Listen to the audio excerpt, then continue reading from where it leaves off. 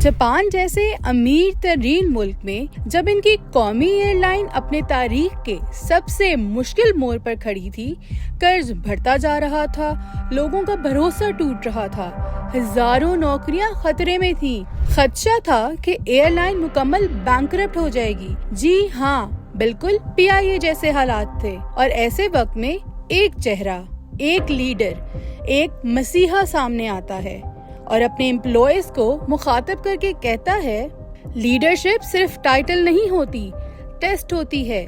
We will rise from the ashes, no matter what। आज हम आपको इस एयरलाइन के CEO की स्टोरी बताएंगे और साथ ये भी बताएंगे कि किसने 1000 करोड़ का पाकिस्तान जैसे गरीब मुल्क में एक जहाज खरीद लिया। पूरी स्टोरी सुनने से पहले YouTube पर लव्स मीडिया ऑफिशियल को सब्सक्राइब करें और बेल आइकन दबाएं ताकि आपको रोजाना हम हकीकत पर मबनी नई स्टोरीज और एक्सक्लूसिव खबरें पहुंचा सकें। अब जरा एक लम्हे के लिए सोचो, एक तरफ एक इंतहाई तरक्की याफ्ता मुल्क की एयरलाइन का CEO अपनी कंपनी को टूटती हुई हालत से बचा रहा है, अपने हर जायज बेनिफिट को भी कॉम्प्रोमाइज करके, अपनी हर आसाइश को छोड़कर, और दूसरी तरफ एक VIP जेट ज्यादा नहीं बस 1000 करोड़ का पाकिस्तान में खरीदा जा रहा है, जहां 45% लोग गरीबी में जी रहे हैं। यहाँ एक फैसला पूरी कहानी बदल सकता था। एक मिसाल पूरे मुल्क के लिए नई सोच की शुरुआत हो सकती थी, लेकिन ऐसा नहीं हुआ क्योंकि दोनों तरफ तरजीहात मुख्तलिफ थी। एक मुल्क का कल्चर उसे दुनिया की बेहतरीन मईशतों में ले गया, जबकि कहानी के दूसरी तरफ एक VIP के लिए 1000 करोड़ का जहाज लेने वाला मुल्क तमाम वसाइल होने के बावजूद आज हर पैदा होने वाले बच्चे को 3,33,000 फी कर्ज पैदाइशी तौर पर तोहफे में देता है।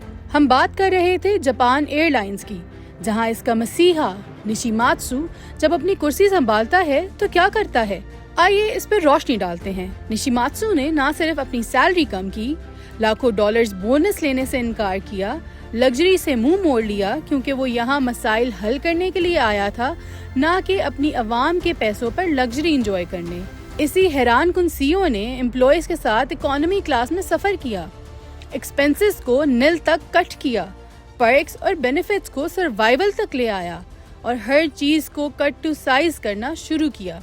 देखते ही देखते लीडिंग बाय एग्जाम्पल की मिसाल के जरिए उसने पूरी एयरलाइन का नक्शा बदलना शुरू किया और अब उस एयरलाइन का हर एम्प्लॉय उसके फुटस्टेप्स को फॉलो कर रहा था, क्योंकि ये वक्त अपने मुल्क की एक बड़ी एयरलाइन को बचाने का था, ना कि अपनी पोजीशन और पावर इस्तेमाल करने का। याद रखें, ये सब वो उस मुल्क में कर रहा था जहां ना तो आम आदमी को बिजली के बिल का मसला था, ना तालीम का और ना रोजगार का, और ना ही उस मुल्क में एक घर के 5 अफराद ने भूख से तंग आकर खुदकुशी की थी। ये वो मुल्क भी नहीं था जहां $1 बिलियन के लिए कौम को IMF की बांदी बना दिया जाता है, और ना ही ये वो मुल्क था जिसने अरब ममालिक में अपना वकार गिरवी रखकर चंद $1 बिलियन रोल ओवर करवाए हों। जापान एयरलाइन के इस चीफ एग्जीक्यूटिव निशिमात्सु का लॉजिक सिंपल था, अगर मेरे लोग मुश्किल में हैं, मैं आराम से कैसे जी सकता हूँ? अगर मेरे एम्प्लॉयज बसों के धक्के खाते हैं तो कम से कम मैं उस दर्द को महसूस करने के लिए उसी बस में सफर करूं, उसी कैफे में खाना खाऊं और वैसे ही कपड़े पहनूं, ताकि इस मुश्किल से निकलने की जितनी जल्दी उनको है वो मुझे भी महसूस हो। निशिमात्सु ने सिर्फ बातें नहीं की, एम्प्लॉयज के साथ बस और लाइन में खड़ा भी हुआ, सादे कपड़े भी पहन लिए, सबसे बढ़कर डिसीजंस एम्प्लॉय के साथ कंसल्ट करके लिए। और फिर एक दिन आया जब इस एयरलाइन की वर्थ $4 बिलियन हो गई। आज के लेटेस्ट 2025 वर्ल्ड एयरलाइन अवार्ड्स के मुताबिक जापान एयरलाइन दुनिया की टॉप 10 एयरलाइंस में है। साथ ही जापान एयरलाइंस को 5 स्टार एयरलाइन की सर्टिफिकेशन भी मिली, जो इसकी सर्विस क्वालिटी को दुनिया के टॉप रेटेड कैरियर्स में रखता है। ये तो था एयरलाइन का चीफ एग्जीक्यूटिव, और अब यहाँ देखें पाकिस्तान का हाल। एक फैसला, VIP ट्रेवल के लिए लग्जरी जेट, जब लोग स्कूल से निकाले जा रहे हैं, महंगाई स्काई रॉकेट है और रोजमर्रा के खर्च बढ़ते जा रहे हैं। एक तरफ लीडरशिप का कैरेक्टर, दूसरी तरफ लग्जरी का ईगो, एक तरफ वफादारी दूसरी तरफ फासला और तफर्रुक। अब जरा सोचो, वो CEO जो तुम्हारा दर्द महसूस करने के लिए लग्जरी कुर्बान करके इकोनॉमी क्लास में सफर करता है, तुम्हारे साथ कैफे में बैठकर तुम जैसा खाना खाता है, तुम जैसी ट्रांसपोर्ट पर आता है क्योंकि तुम मुश्किल में हो, और दूसरी तरफ एक गरीब मुल्क की चीफ मिनिस्टर का एक जहाज जिसकी कीमत सिर्फ 1000 करोड़, जिसका फी घंटा खर्च कमोबेश 18 लाख रुपए है। अब ऐसे वक्त में तुम किस पे भरोसा करोगे? और ये भी सोचो, VIP जेट के पैसेंजर्स कंफर्ट में हैं और तुम स्ट्रगल कर रहे हो। पूरा दिन बस स्टॉप पर इंतजार, बिजली और गैस के बिलों का भरमार, बच्चों के स्कूल की फीस दें या माँ बाप की दवा लें। पूरी जिंदगी इसी कसौटी पर चल रही है और अभी चंद सालों में बच्चे बड़े होंगे, इनके कॉलेज और फिर यूनिवर्सिटी, और साथ साथ बेटियों की शादी भी करनी है। आखिर इस मुल्क का गरीब करे भी तो क्या करे? हमें निशिमात्सु की लीडरशिप ने ये सिखाया कि कैसे खौफ को वफादारी में बदला जा सकता है, शक को यकीन में बदला जा सकता है और तफर्रुक को इत्तेहाद में मुंतकिल किया जा सकता है।